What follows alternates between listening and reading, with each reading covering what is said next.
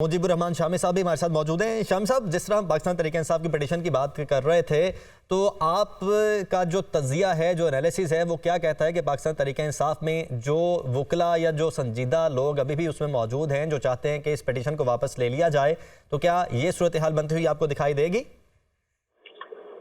देखिए, तहरीक इंसाफ ऐसे किसी अमल में क्यों शरीक होगी जिसके नतीजे में इंतखाबात मुलतवी होने का अंदेशा हो।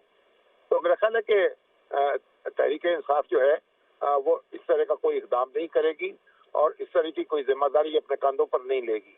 और जहाँ तक कामरान मुर्तजा साहब फरमा रहे थे, उनकी ये बात दुरुस्त है कि मुकदमे के किसी फरीक को जज साहब के पास जाकर या चीफ जस्टिस के पास जाकर मुलाकात नहीं करनी चाहिए। लेकिन हमें यह भी याद रखना चाहिए कि कोई इलेक्शन कमीशन का कोई जाती झगड़ा नहीं है। ये कोई चीफ इलेक्शन कमिश्नर या किसी कमिश्नर नहीं। सुप्रीम कोर्ट के हुक्म के बाद इलेक्शन कमीशन जो इंतखाबी इंतजाम कर रहा है उसमें रुकावट आ रही है।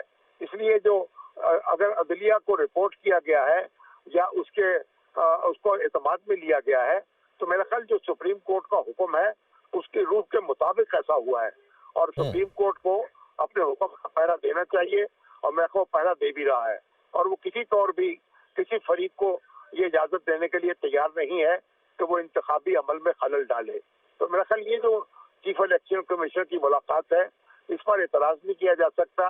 इसको कोई आम दरखास्त गुजार जो है उसका मामला नहीं समझा जा सकता। ये एक आईनी जिम्मेदारी है जिसको निभाने के लिए आईनी इदारे जो हैं वो मुशावरत कर रहे हैं।